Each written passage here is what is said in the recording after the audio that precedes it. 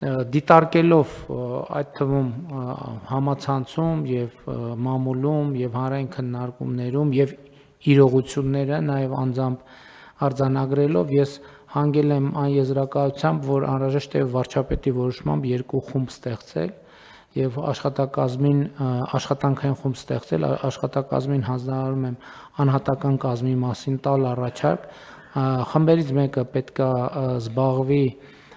օդի աղտոտվածության խնդիրներով, որովհետեւ նախ պետք է այդ խնդրը արձանագրել մեր օրակարգում, հասկանալ եւ կոնկրետ լուծումներ տալ եւ երկրորդը երթևեկության կարգավորման հետ կապված խցանումների հաղթահարման աշխատանքային խումբ, այսինքն երկուսն է վարչապետի որոշմամբ աշխատանքային խումբ ենք ձևավորում եւ այնտեղ պետք է լինի մեխանիզմներ հաշվետվողականության, որ ժամանակ առ ժամանակ այդ թվում եւ հանրային հաշվետվողականության եւ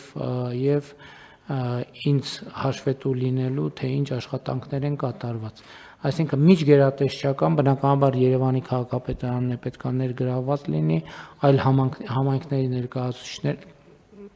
առաջարկ տվեք, թե ինչպիսին կլինի առավել արդյունավետ այդ կազմը, որպեսզի գուցե ունենա փոքր ավելի մոբիլ հատված, գուցե ունենա ավելի ընդլայնված հատված, որպեսզի հնարավոր լինի ներառականությունը ապավել, իմիջիայլոց պետք է նախատեսել քաղաքացիական հասարակության եւ փորձագիտական հանրության ներկայացուցիչների ներառումը անպայման, այսինքն ոչ միայն գերատեսչությունների միջոցով աշխատել, այլ ուղիղ անմիջապես, անհատապես աշխատանքային խմբերում իրենց ներգրավվածությունը, որպեսզի փորձագիտական եւ վարչահարական կապը հնարավորինս ավելի ուժեղ լինի։